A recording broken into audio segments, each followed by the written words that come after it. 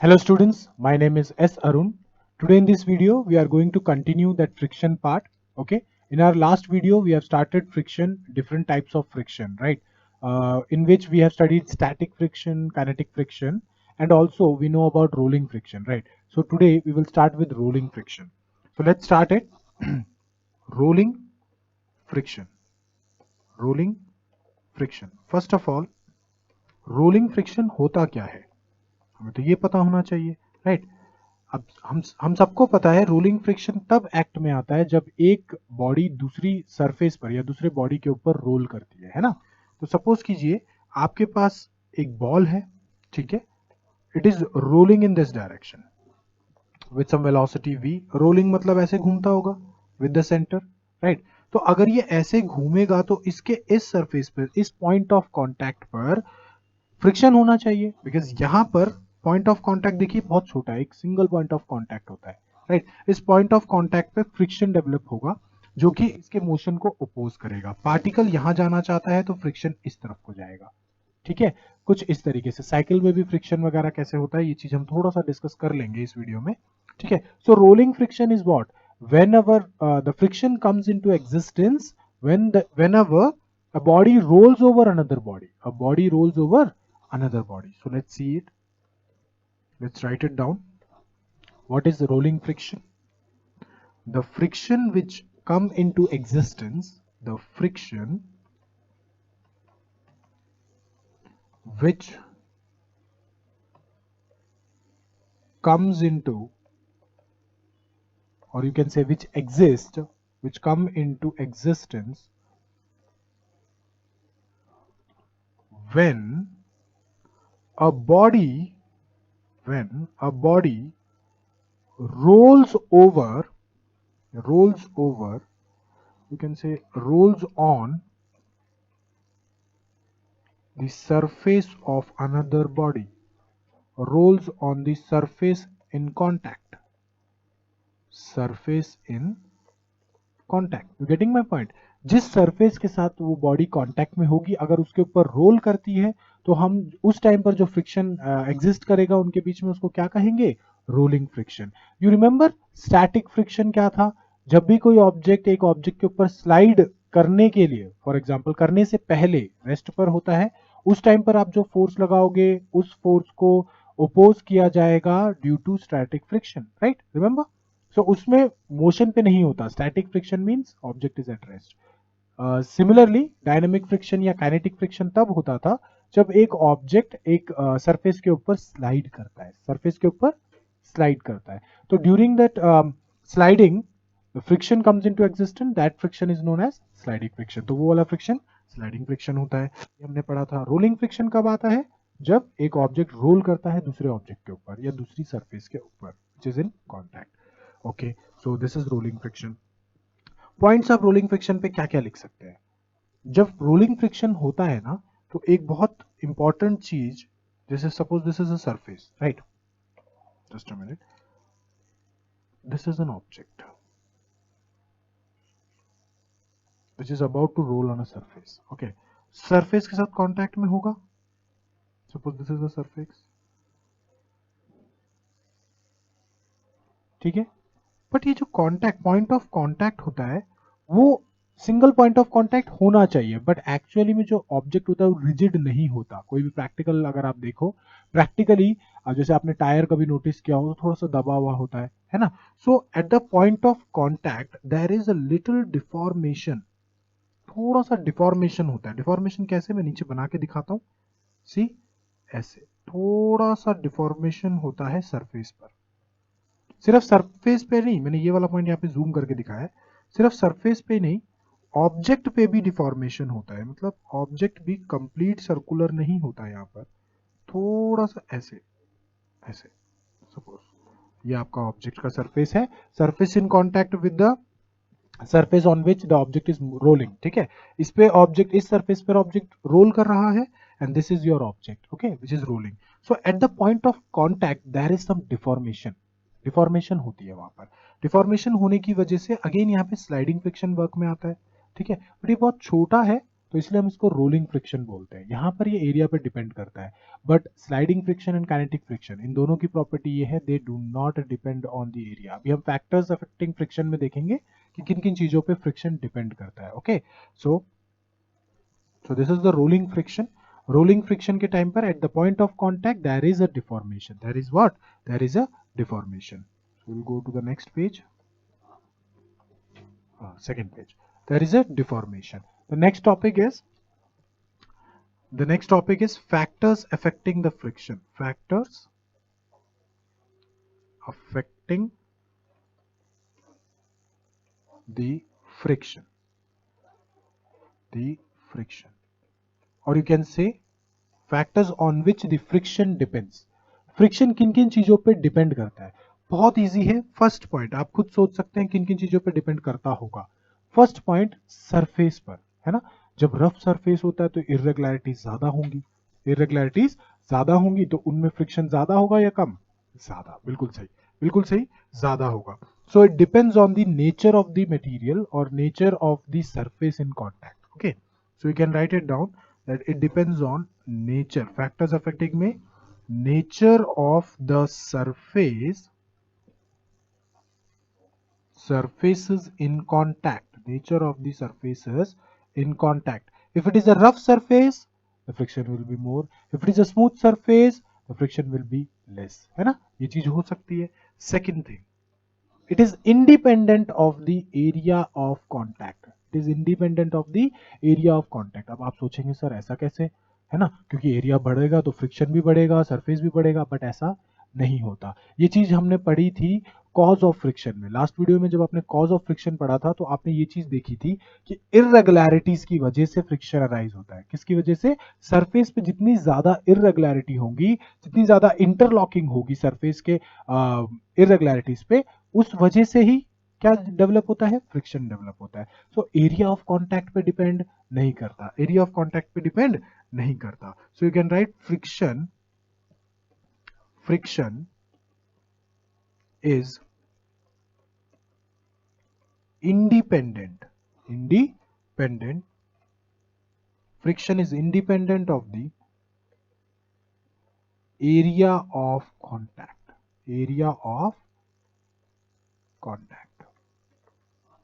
But it depends on the pressure applied on the object. Suppose एक object बहुत भारी है, ठीक है, वो बहुत जितना ज्यादा भारी होगा तो उस पर डिपेंड करेगा, है ना, क्योंकि उसका वेट बहुत ज्यादा होगा तो उतने वेट से वो इंटरलॉकिंग को प्रेस करके रखेगा।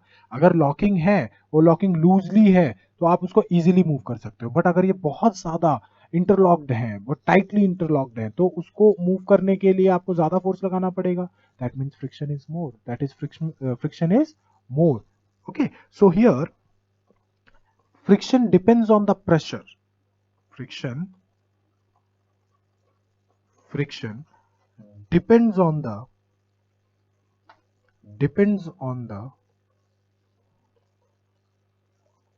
pressure applied on the between the surfaces.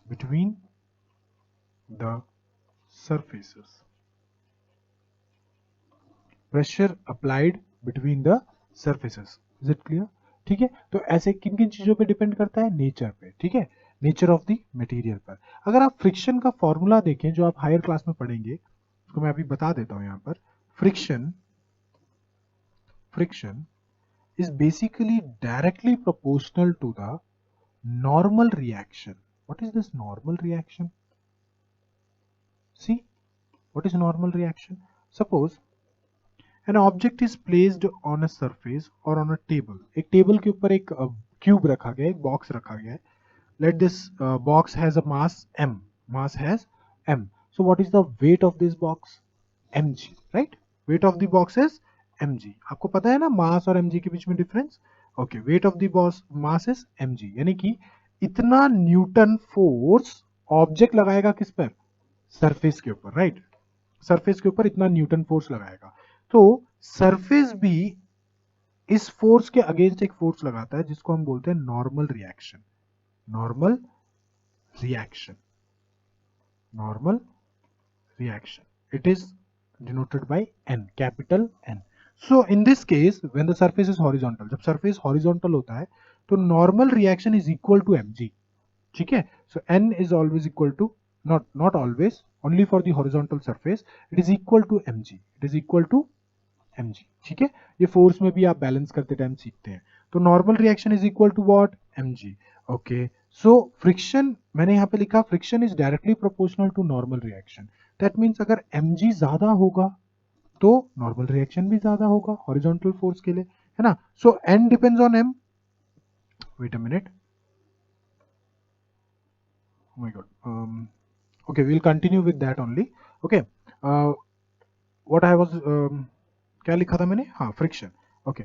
So friction is directly proportional to what, is directly proportional to normal reaction, normal reaction ये हमने कहा था, ठीक है। ओके, सो मैंने ये भी बताया कैसे नॉर्मल रिएक्शन होता है, n ऊपर की तरफ, n बैलेंस करता है mg को, ठीक है। ओके, n mg को बैलेंस करता है, क्या n is equal to mg है, दैट मीन्स अगर मास ज्यादा होगा तो n भी ज्यादा होगा, मास ज्यादा होगा तो n भी ज्यादा होगा, है ना। सो नॉर्मल रिएक्शन मास के ऊपर डिपेंड करेगा कि नहीं करेगा, बिल्कुल करेगा। तो अगर एक हैवियर ऑब्जेक्ट है तो वो फ्रिक्शन ज्यादा लगाएगा, है ना, क्योंकि वो प्रेशर ज्यादा लगाएगा इंटरलॉकिंग पर, उनके सर्फेसेस के बीच में इंटरलॉकिंग बहुत टाइटली पैक्ड होगा, उसको मूव करने के लिए आपको ज्यादा फोर्स लगाना पड़ेगा। To getting my point, yes। So normal reaction is equal to mg, so friction is directly proportional to normal reaction, which I can write as F is directly proportional to capital N, where F is your frictional force, where F is your frictional force। जब भी आप किसी proportionality sign को हटाते हैं, you have to introduce a constant, right. उस constant को friction के टर्म्स में हम म्यू कहते हैं, क्या कहते हैं, mu, okay. This sign is known as mu, mu. अब ये जो म्यू है, what is this known as, this is called coefficient, coefficient of friction, नया टर्म है, आप एनसीईआरटी की बुक में शायद आपको ये ना मिले, ठीक है। बट 8th क्लास में इसका बस आपको एक छोटा सा ब्रीफ एक्सप्लेनेशन दे रहा हूं, coefficient of friction, okay. This is what, coefficient of friction. ये वैल्यू कांस्टेंट होती है, ये वैल्यू कांस्टेंट होती है for a pair of surface which is in contact, ठीक है। दो सरफेसेस, उनके बीच का जो फ्रिक्शन के लिए ये वैल्यू कांस्टेंट होती है हमेशा। किस पे डिपेंड करेगा फ्रिक्शन फिर, एन पर, किस पे डिपेंड करेगा, N. What is N, normal reaction. मेरी बात समझ में आई। So these are the factors affecting what, affecting the frictional force. One is your first one is your what, frictional force depends on the nature of the surface, nature of the surface in contact, इन पे depend करता है। दूसरा, it is independent of the area of contact। तीसरा, it depends on the pressure applied on the objects, between the objects, है ना, object के ऊपर कितना फोर्स लगा है, कितना प्रेशर लगा है, जिसकी वजह से वो उनके इंटरलॉकिंग टाइटली पैक्ड है। You getting my point.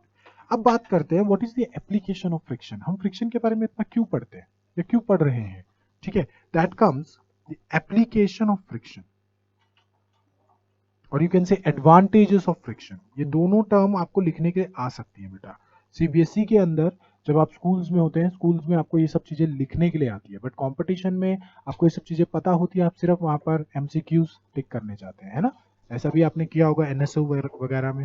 Application of friction, application of friction, अगर आप कंपटीशन टर्म्स में जाएंगे तो जो फॉर्मूला मैंने अभी अभी बताया है, F is equal to mu N, वो बहुत इंपॉर्टेंट है फ्रिक्शन के क्वेश्चंस के लिए, ठीक है। उसके ऊपर बेशक मैं एक न्यूमेरिकल अभी लास्ट में करा दूंगा इसी वीडियो में, आप देखिए। Application of friction, what is the advantage of friction, think, आप बताइए क्या होना चाहिए एडवांटेजेस। बहुत सिंपल है, आप वॉक कैसे कर पाते हैं, फ्रिक्शन की वजह से। क्या आप आइस या किसी स्लिपरी सरफेस के ऊपर वॉक कर पाते हैं, नहीं, है ना, नहीं कर पाते। किसी जगह पे ऑयल स्पिल हो रखा हो और वहां पर आपको चलने के लिए बोला जाए तो आप बड़े ध्यान से, बड़े प्यार से देख देख कर चलोगे, धीरे धीरे चलोगे, क्यों, क्योंकि वहां पर फ्रिक्शन की वैल्यू बहुत कम है, उस सरफेस के बीच में कांटेक्ट में फ्रिक्शन बहुत ज्यादा कम है, तो आपको गिरने का डर रहता है, यस और no, yes. So friction, application of friction, that means a person walk with the help of friction. Second, you can hold this pen, आप किसी पेन को खुद पकड़ कैसे पाते हो, बिकॉज इसके बीच में फ्रिक्शन है, इसके सरफेस और आपके फिंगर्स के बीच में क्या है, फ्रिक्शन है। अगर इनके बीच में फ्रिक्शन नहीं होगा, बहुत स्लिपरी होगा, तो पेन अपने आप नीचे गिरने का डर है ना, आप प्रॉपरली लिख नहीं पाएंगे, okay. Writing, using a chalk, black board पे जब आप चॉक से लिखते हैं that is also due to friction. अगर वो बहुत स्लिपरी होगा तो आप नहीं लिख पाओगे, है ना। तो ये सब चीजें हो गई। So we can write that we walk we walk due to friction. We walk due to friction between the foot and the ground. And the ground. Second point you can write we hold our pen with the help of friction. With the help of friction. Okay, very good. Third point. In the absence of friction, in the absence of friction, we will not be able to we will not be able to write on a blackboard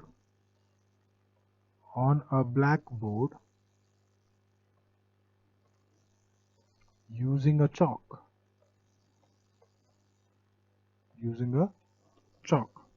Next, even in case of cycles, you have seen in cycles also, brakes कैसे लगती हैं। जब आप उसको breaks को press करते हैं तो वहां पर पीछे जो ब्रेक शूज होते हैं वो टायर के साथ कांटेक्ट में आते हैं, है ना, टायर के साथ कांटेक्ट में आते हैं।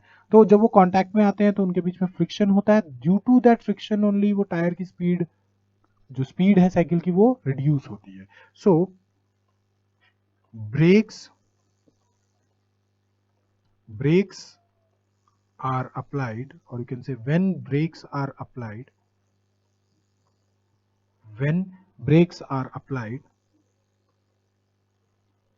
the brake shoes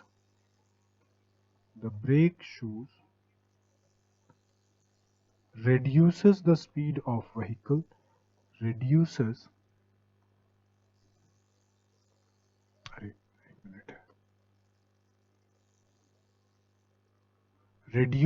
the speed of vehicle by friction between the shoes and the wheel. So these are the applications. Some more applications you can write. ठीक है, और भी आपको जो भी पता है आप वो लिख सकते हैं। ठीक है, बहुत सारे एग्जांपल्स बन सकते हैं इस पे। तो ये तो था एडवांटेजेस। क्या कोई भी ऐसी चीज है जिसकी सिर्फ एडवांटेज हो? नहीं ना, उसकी कोई डिसएडवांटेज भी हो सकती है। तो अगला पॉइंट आएगा हमारे पास disadvantage of friction. Disadvantages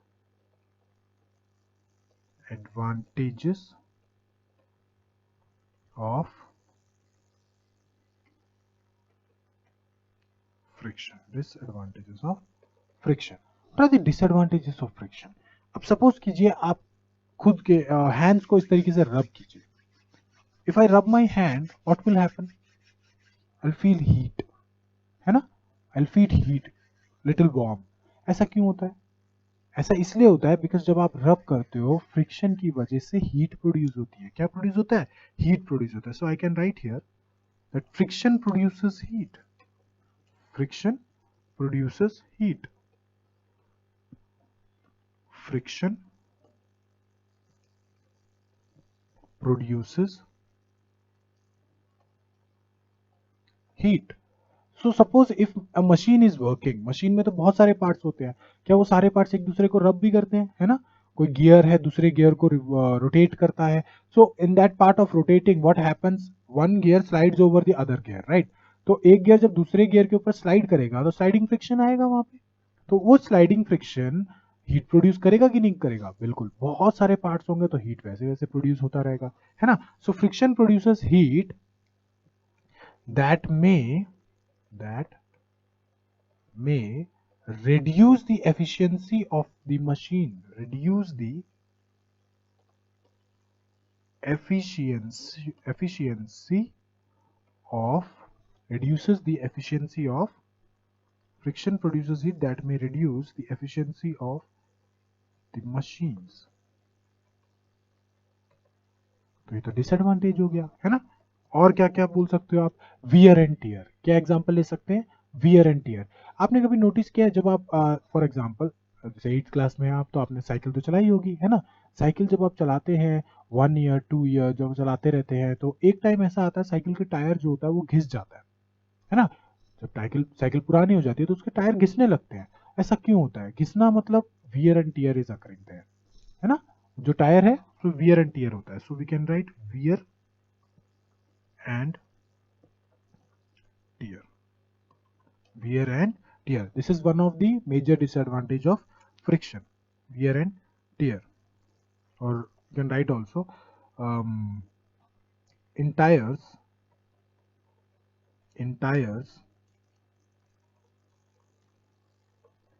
of any automobile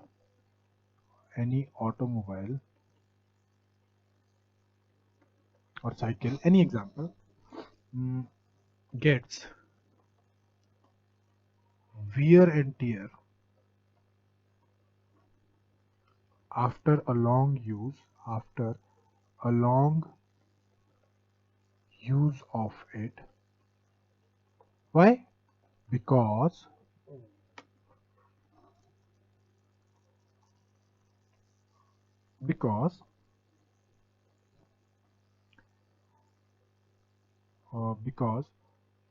the friction because of the friction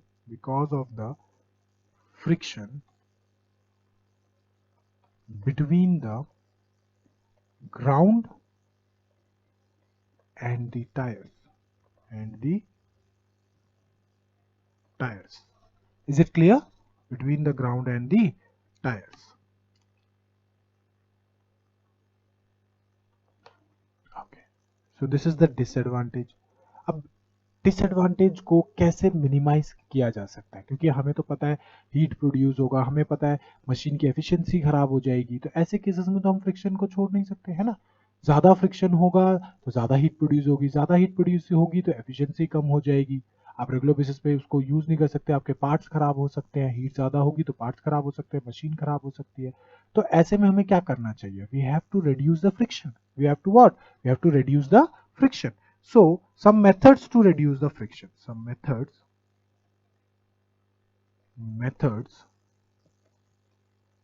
to reduce the friction, think about some methods. Good. अब इसमें क्या क्या है जो आप सोच रहे हैं वही चीजें हैं। First, oiling. जैसे मैंने एक एग्जांपल दिया कि जब आप साइकिल चला रहे हैं और सडनली रोड्स पर ऑयल स्पिल हो रखा है, तो वहां पर आप सही से साइकिल चला पाएंगे, आप इवन वॉक भी नहीं कर पाएंगे उसके ऊपर। क्यों? Because it is very slippery, है ना, it reduces the surface. So oiling basically, oiling क्या करता है, oiling basically suppose if you have two surface in contact, एक ये सरफेस है which is rolling over another surface like this, ठीक है, दो सरफेसेस है कांटेक्ट पे है। अगर मैं इसके बीच में एक ऑयल डाल दूं या ग्रीस डाल दूं, ऑयलिंग और ग्रीसिंग बोलते हैं हम इसको, सो होगा क्या, it is not in direct contact with the surface. जो सरफेस ए है और सरफेस बी है ये एक्चुअल में डायरेक्ट कांटेक्ट पे नहीं है ना। तो ये अगर मूव करेगा और ये भी अगर मूव करेगा तो इनके बीच में एक्चुअल में कोई डायरेक्ट कांटेक्ट नहीं है। बट ये जो ऑयलिंग है, ये जो ऑयलिंग आपने की है, इस ऑयलिंग की हेल्प से उनका डायरेक्ट कांटेक्ट कम हो गया तो फ्रिक्शन भी तो कम हो गया। जो इरेगुलरिटीज थी इन दोनों के बीच में, सी, जो इरेगुलरिटीज थी इनके बीच में, जो इंटरलॉकिंग हो जाती थी, वो इंटरलॉकिंग तो अब होगी नहीं, बिकॉज बीच में क्या आ गया, ऑयल। बीच में क्या आ गया, ऑयल। बीच में आपने क्या डाल दिया, ऑयल। सो ऑयल ने इनकी इंटरलॉकिंग को रोक दिया। इफ इंटरलॉकिंग इज रिड्यूस्ड तो उससे क्या होगा, उससे फ्रिक्शन कम हो जाएगा, है ना। So to reduce the friction, we can do oiling or greasing. So next step, आप और क्या कर सकते हैं, okay, oiling and greasing. Use of ball bearing, use of ball bearing, ball bearing, what is this ball bearing? आपने कभी cycle shop में गए हो, कभी साइकिल रिपेयर किया हो, तो आपने एक चीज नोटिस की होगी, आपके साइकिल के हैंडल पर एक ऐसा एक आप कह सकते हैं एक गैजेट होता है, लाइक आपने ये गैजेट भी देखा होगा, स्पिनर जिसको हम कहते हैं, है ना, आजकल बहुत लोग यूज भी करते हैं। इसमें क्या होता है कि बहुत छोटे छोटे ऐसे गोले गोले से बीड्स होते हैं, आयरन बीड्स, लाइक दिस, है ना, छोटे छोटे आयरन के सर्कुलर बीड्स होते हैं। इसके ऊपर एक और सरफेस होता है, इसके ऊपर क्या होता है, एक और सरफेस होता है ऐसे, this is called ball bearing. Okay, इसका यूज क्या है बेटा? अगर ये जो बॉल्स हैं, छोटे छोटे आयरन के जो बॉल्स हैं, अगर ये बॉल्स नहीं होंगे तो ये वाला surface, see this one, this surface and this surface, ये दोनों सरफेस आपस में कांटेक्ट में होंगे। और अगर एक सरफेस ऐसे घूम रहा है और एक सरफेस ऐसे घूम रहा है, one surface is rotating like this, another is rotating in this direction, तो इनके बीच में फ्रिक्शन ज्यादा होगा या कम? किसी भी डायरेक्शन पे रोटेट करें, इनके बीच में फ्रिक्शन ज्यादा होगा, है ना। So that is known as sliding friction, because इनके बीच में स्लाइड करेंगे तो स्लाइडिंग फ्रिक्शन होगा। स्लाइडिंग फ्रिक्शन को रिड्यूस करने के लिए आपने यहां पर डाल दिए बॉल्स। अब ये बॉल्स किस तरीके का फ्रिक्शन प्रोवाइड करेंगे? Rolling friction. किस तरीके का फ्रिक्शन प्रोवाइड करेंगे? Rolling friction. और जो टाइप्स ऑफ फ्रिक्शन में sliding friction, that is limiting friction, remember limiting friction, maximum sliding friction, sliding friction is greater than kinetic friction, is greater than what?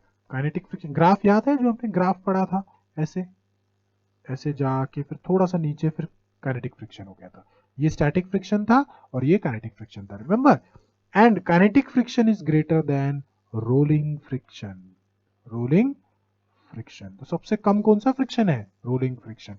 इसीलिए अगर आपके पास कोई बहुत बड़ा हैवी ऑब्जेक्ट पड़ा है जिसको आप एक जगह से दूसरी जगह लेके जाना चाहते हो, so it is better to join some wheels to it. तो व्हील अगर आप ज्वाइन कर देंगे तो आप इजीली इसको मूव कर सकते हैं। अगर व्हील नहीं होगा तो सोच के देखिए, उसको पुश करना पड़ेगा और स्लाइडिंग फ्रिक्शन बहुत ज्यादा होगा तो आप पुश भी नहीं कर पाओगे, आपको बहुत ज्यादा फोर्स लगाना पड़ेगा। Getting my point? आपको बहुत ज्यादा फोर्स लगाना पड़ेगा। So sliding friction, kinetic friction, rolling friction, is clear? So rolling friction provides least friction, okay? Rolling friction provides least friction. So use of ball bearing will reduce what? Frictional force, will reduce the frictional force. Next you can say polishing, polishing the surface,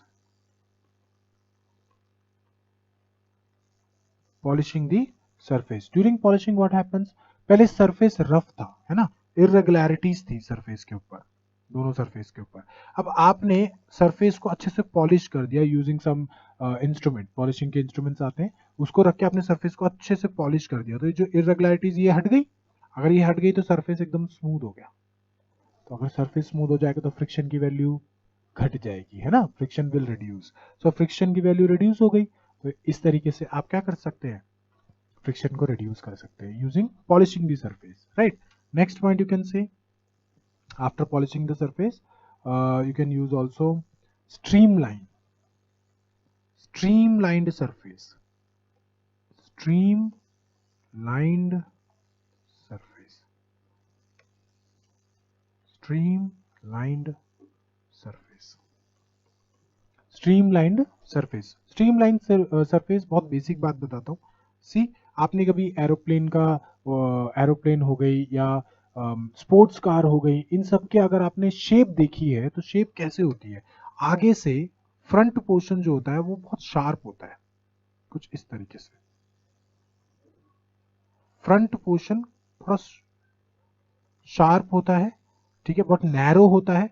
क्यों narrow? इसलिए होता है, narrow इसलिए होता है ताकि ये air को इजीली पियर कर सके, पियर्स करके जा सके, मतलब कट कर सके, एयर को कट कर सके। अगर ये आगे वाला सरफेस बहुत ज्यादा ब्रॉड होगा, फिर आप उसको मूव करोगे तो एयर का जो ड्रैग है वो आपकी स्पीड को रिड्यूस कर देगा। तो आपकी स्पीड अगर आपको इम्प्रूव करनी है, स्पीड की आपको अपने मशीन की एफिशिएंसी बढ़ानी है, इन टर्म्स ऑफ स्पीड की मैं बात कर रहा हूँ, स्पीड अगर बढ़ानी है तो आपको आगे वाला सरफेस जो बिल्कुल फ्रंट वाला सरफेस होगा उसको बहुत नैरो करना पड़ेगा। क्या करना पड़ेगा? नैरो करना पड़ेगा। जेट वगैरह का अगर आप देखेंगे जो फ्रंट पोर्शन होता है एकदम शार्प होता है, एकदम नैरो होता है, पॉइंटेड होता है आगे से, है ना, और कर्व बने होते हैं प्रॉपर। कर्व क्यों बने होते हैं? कि अगर एयर का जो ड्रैग आ रहा है वो ऐसे ऊपर से चले जाए, वो उसको रोके ना, like this. You getting my point? तो ये इसको कट करते हुए आगे जाते रहे। You getting my point? So this will help in reducing the air friction which we also called as drag. Fluid friction को हम ड्रैग बोलते हैं। ये चीज आपने फास्ट मूविंग बोट्स वगैरह पे भी देखा होगा, है ना। फास्ट बोट्स जो होती हैं उनके भी आगे जो सरफेस होता है एकदम नैरो होता है, ठीक है। शिप्स वगैरह में भी अगर नोटिस किया हो तो बिल्कुल फ्रंट वाला पोर्शन एकदम शार्प होता है, नैरो नैरो डिजाइन होता है उसका, है ना। They are called streamline, they are called streamline, okay. Surface एकदम नैरो बनाया जाता है, streamline, to cut the surface of the water in terms of air, air को कट करने के लिए। तो fluid friction will reduce, fluid friction will reduce. You getting my point? Okay.